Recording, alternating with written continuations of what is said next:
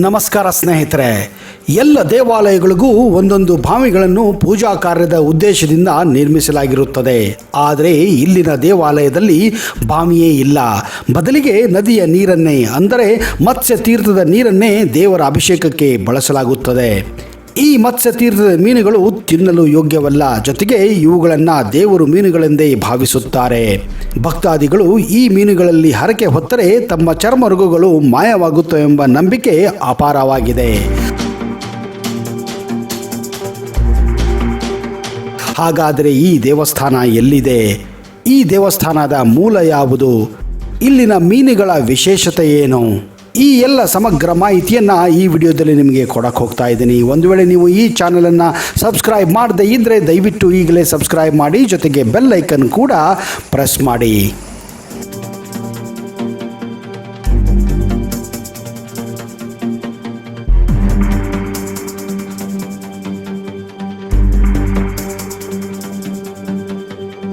ಸ್ನೇಹಿತರೆ, ಭಕ್ತರಿಗೆ ಒಲಿಯದ ಯಾವ ದೇವರಿದ್ದಾನೆ ಹೇಳಿ?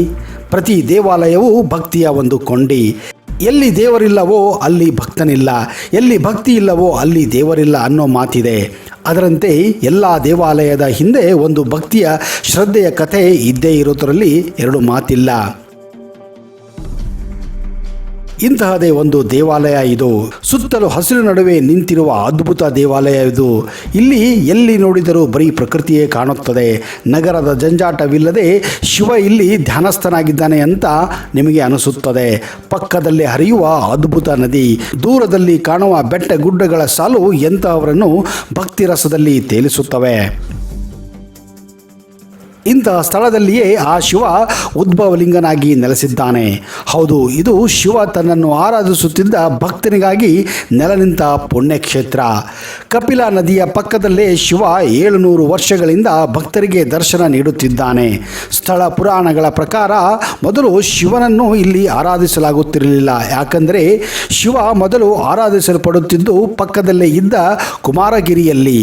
ಹೀಗಾಗಿ ಇಲ್ಲಿನ ಪುರೋಹಿತರು ನಿತ್ಯ ಪೂಜೆಗಾಗಿ ಇಲ್ಲಿಂದ ನೀರನ್ನು ತೆಗೆದುಕೊಂಡು ಆ ಗಿರಿಯ ಮೇಲೆ ಹೋಗಬೇಕಾಗಿತ್ತು. ಒಂದು ದಿನ ನೀರನ್ನು ತೆಗೆದುಕೊಂಡು ಹೋಗುವಾಗ ನದಿಯ ಬಳಿ ಪೂಜಾರಿಗಳು ಜಾರಿ ಬೀಳುತ್ತಾರೆ.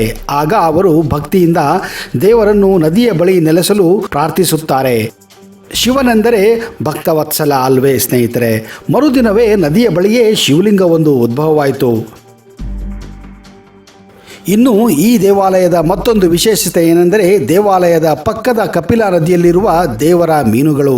ಈ ಮೀನುಗಳಿಂದಲೇ ಶಿವ ಇಲ್ಲಿನ ಭಕ್ತರ ಸಂಕಟವನ್ನು ಈಡೇರಿಸುತ್ತಾನೋ ಅನ್ನೋ ನಂಬಿಕೆ ಭಕ್ತರಲ್ಲಿ ಅಚಲವಾಗಿದೆ. ಆದ್ದರಿಂದಲೇ ಈ ನದಿಯ ಭಾಗವನ್ನು ಮತ್ಸ್ಯ ತೀರ್ಥ ಎಂದು ಕೂಡ ಕರೆಯಲಾಗುತ್ತದೆ.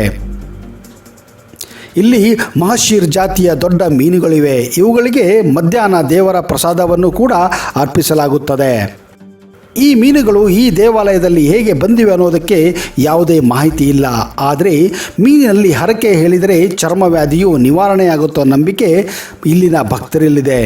ಹೀಗಾಗಿ ಹಲವು ಜನ ಇಲ್ಲಿಗೆ ಬಂದು ಹರಕೆ ಹೇಳಿ ತಮ್ಮ ಸಮಸ್ಯೆಗಳನ್ನು ನಿವಾರಿಸಿಕೊಂಡಿದ್ದಾರೆ. ಇನ್ನು ಈ ದೇವಾಲಯದ ಬಳಿಯೇ ಸಾವಿರಾರು ಸಂಖ್ಯೆಯಲ್ಲಿ ಮೀನುಗಳಿವೆ. ಹೀಗಾಗಿ ಬ್ರಿಟಿಷ್ ಆಡಳಿತದ ವೇಳೆಯಲ್ಲಿಯೇ ಇಲ್ಲಿನ ಸುತ್ತಮುತ್ತ 2 ಕಿಲೋಮೀಟರ್ ವ್ಯಾಪ್ತಿಯ ನದಿಯಲ್ಲಿ ಮೀನುಗಾರಿಕೆಯನ್ನು ಸಂಪೂರ್ಣವಾಗಿ ನಿಷೇಧಿಸಲಾಗಿದೆ. ನಾನು ಮೊದಲೇ ಹೇಳಿದ ಹಾಗೆ ಈ ಮೀನುಗಳನ್ನು ತಿನ್ನಲು ಯೋಗ್ಯವಲ್ಲ. ಜೊತೆಗೆ ಇವು ದೇವರು ಮೀನುಗಳೆಂಬ ಭಾವನೆ ಭಕ್ತಾದಿಯಲ್ಲಿ ಇರುವುದರಿಂದ ಪವಿತ್ರ ಭಾವನೆಯಿಂದ ಇವುಗಳನ್ನು ಯಾರೂ ಮುಟ್ಟುವುದಿಲ್ಲ ಹಾಗೂ ತಿನ್ನುವುದಿಲ್ಲ ಕೂಡ. ಸರ್ವಧರ್ಮೀಯರು ಇದನ್ನು ಪೂಜಿಸುತ್ತಾರೆ. ಕಪಿಲಾ ನದಿಯು ಮೂಡುಗೆರೆ ತಾಲೂಕಿನ ಗುತ್ತಿ ಗ್ರಾಮದ ದೇವರ ಮನೆ ಎಂಬಲ್ಲಿ ಹುಟ್ಟುತ್ತದೆ. ಮುಂದೆ ಗೋಮುಖ ಶಿಲಾ ರಚನೆಯೊಂದಿಗೆ ಈ ನದಿಯು ಹರಿಯುವುದರಿಂದ ಈ ನದಿಗೆ ಕಪಿಲಾ ಎಂದು ಕರೆಯಲಾಗಿದೆ. ಇಲ್ಲಿನ ಬೃಹದಾಕಾರ ಮತ್ಸ್ಯ ಸಂಕುಲನವು ಈ ಭಾಗದ ನದಿಯ ನೀರನ್ನು ಶುದ್ಧಗೊಳಿಸುವ ವಿಶೇಷ ಕಾರಣದಿಂದಲೇ ಇಲ್ಲಿಗೆ ಮತ್ಸ್ಯ ತೀರ್ಥ ಎಂಬ ಹೆಸರು ಬಂದಿದೆ. ಇಲ್ಲಿನ ಮೀನುಗಳಿಗೆ ಅರಳು, ಮಂಡಕ್ಕಿ ಹಾಗೂ ಅಕ್ಕಿಯನ್ನು ಭಕ್ತಾದಿಗಳು ಆಹಾರವಾಗಿ ನೀಡಬಹುದಾಗಿದೆ. ದೊಡ್ಡ ದೊಡ್ಡ ಗಾತ್ರದ ಮೀನುಗಳು ಆಹಾರವನ್ನು ತಿನ್ನಲು ಸುಮಾರು 2 ರಿಂದ 3 ಅಡಿ ಎತ್ತರವರೆಗೂ ಹಾರುತ್ತವೆ ಕೂಡ.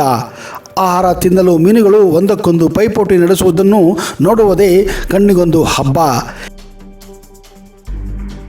ಇಲ್ಲಿನ ಮೀನುಗಳು ಬೃಹತ್ ಗಾತ್ರವನ್ನು ಹೊಂದಿದ್ದು ಸರಾಸರಿ 5 ರಿಂದ 6 ಕೆಜಿಯಷ್ಟು ತೂಗುತ್ತವೆ. ಹಾಗೆಯೇ ಸುಮಾರು 20 ಕೆಜಿಯನ್ನು ಮೀರುವ ದೊಡ್ಡ ಗಾತ್ರ ಮೀನುಗಳು ಕೂಡ ಇಲ್ಲಿ ಇವೆ. ಇವುಗಳ ಪೈಕಿ ಬೃಹತ್ ಗಾತ್ರದ ಮೀನೊಂದು ಇದ್ದು ಇದು ದೇವರ ಸೇವಕನೆಂದು ಹೇಳಲಾಗಿದೆ. ಇದರ ಕಿವಿಗೆ ಬಂಗಾರದ ಮೂಗುತಿಯನ್ನು ಚುಚ್ಚಲಾಗಿದ್ದು ಮಧ್ಯಾಹ್ನದ ಶಿಶಿರೇಶ್ವರ ದೇವರ ಪೂಜಾ ಸಂದರ್ಭದಲ್ಲಿ ನೀರಿನ ಮೇಲ್ಭಾಗಕ್ಕೆ ಬಂದು ದೇವರ ನೈವೇದ್ಯವನ್ನು ಸ್ವೀಕರಿಸಿ ಮತ್ತೆ ನೀರಿನ ಆಳಕ್ಕೆ ಇದು ತೆರಳುತ್ತದೆ. ದೇವರ ಪೂಜಾ ಸಂದರ್ಭದಲ್ಲಿ ಮಾತ್ರ ಈ ಮೀನು ಕಾಣಿಸಿಕೊಳ್ಳುವುದು ಇಲ್ಲಿನ ವಿಶೇಷತೆ. ಇನ್ನು ಈ ಅದ್ಭುತ ದೇವಾಲಯ ದಕ್ಷಿಣ ಕನ್ನಡ ಜಿಲ್ಲೆಯ ಬೆಳ್ತಂಗಡಿ ತಾಲೂಕಿನ ಶಿಶಿಲ ಎಂಬ ಗ್ರಾಮದಲ್ಲಿದೆ. ಈ ದೇವಸ್ಥಾನ ಬೆಳ್ತಂಗಡಿ ತಾಲೂಕಿನಿಂದ ಸುಮಾರು 44 ಕಿಲೋಮೀಟರ್ ದೂರದಲ್ಲಿದ್ದರೆ ಜಿಲ್ಲಾ ಕೇಂದ್ರವಾದ ಮಂಗಳೂರಿನಿಂದ ಸುಮಾರು 89 ಕಿಲೋಮೀಟರ್ ದೂರದಲ್ಲಿದೆ. ಶ್ರೀ ಮಂಜುನಾಥ ದೇವಸ್ಥಾನ ಇರುವಂತಹ ಧರ್ಮಸ್ಥಳದಿಂದ 29 ಕಿಲೋಮೀಟರ್ ದೂರದಲ್ಲಿದ್ದರೆ ಸುಬ್ರಹ್ಮಣ್ಯ ದೇವಸ್ಥಾನ ಇರುವ ಕುಕ್ಕೆಯಿಂದ ಸುಮಾರು 48 ಕಿಲೋಮೀಟರ್ ದೂರದಲ್ಲಿದೆ. ಹಾಗೆಯೇ ಇದು ಹತ್ತಿರದ ರೈಲ್ವೆ ನಿಲ್ದಾಣ ಕೂಡ. ಇನ್ನು ಕರ್ನಾಟಕ ರಾಜ್ಯದ ರಾಜಧಾನಿ ಬೆಂಗಳೂರಿನಿಂದ ಸುಮಾರು 285 ಕಿಲೋಮೀಟರ್ ದೂರದಲ್ಲಿದ್ದರೆ ಉತ್ತರ ಕರ್ನಾಟಕದ ಅವಳಿ ನಗರವಾದಂತಹ ಹುಬ್ಬಳ್ಳಿ ಧಾರವಾಡದಿಂದ ಸುಮಾರು 427 ಕಿಲೋಮೀಟರ್ ದೂರದಲ್ಲಿದೆ.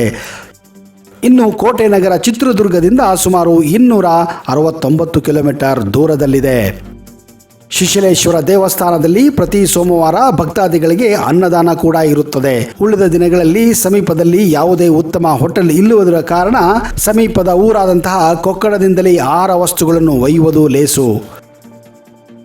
1996ರಲ್ಲಿ ಈ ಪ್ರಸಿದ್ಧ ಮೀನಿನ ಗುಂಡಿಗೆ ಕಿಡಿಗೇಡಿಗಳು ವಿಷದ ಡಬ್ಬವನ್ನು ತೂತು ಮಾಡಿ ನೀರಿನಲ್ಲಿ ಬಿಟ್ಟ ಪರಿಣಾಮ ಲಕ್ಷಗಟ್ಟಲೆ ಮೀನುಗಳು ಸಾಮೂಹಿಕವಾಗಿ ಮೃತಪಟ್ಟಿದ್ದವು.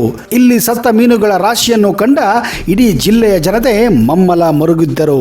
ಸತ್ತು ಬಿದ್ದ ಮೀನಿನ ರಾಶಿಯೇ ಸುಮಾರು 4 ರಿಂದ 5 ಟನ್ನುಗಳು ಇತ್ತೆಂದು ಹೇಳಲಾಗಿದೆ. ಶಿಶಿಲೇಶ್ವರ ದೇವಸ್ಥಾನವನ್ನು ಭೇಟಿ ಕೊಡಲು ಉತ್ತಮ ಸಮಯ ಸೆಪ್ಟೆಂಬರ್ನಿಂದ ಮೇ ತಿಂಗಳವರೆಗೆ ಆಗಿದೆ. ಸ್ನೇಹಿತರೆ, ಒಂದು ವೇಳೆ ನೀವು ಧರ್ಮಸ್ಥಳ, ಕುಕ್ಕೆ ಸುಬ್ರಹ್ಮಣ್ಯ, ಬೆಳ್ತಂಗಡಿ, ಮಂಗಳೂರಿಗೆ ಹೋದರೆ ದಯವಿಟ್ಟು ಶಿಶಿಲೆಗೆ ಭೇಟಿ ಕೊಡಿ.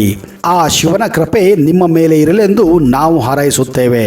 ಅಲ್ಲಿಯವರೆಗೆ ಜೈ ಹಿಂದ್, ಜೈ ಕರ್ನಾಟಕ ಮಾತೆ.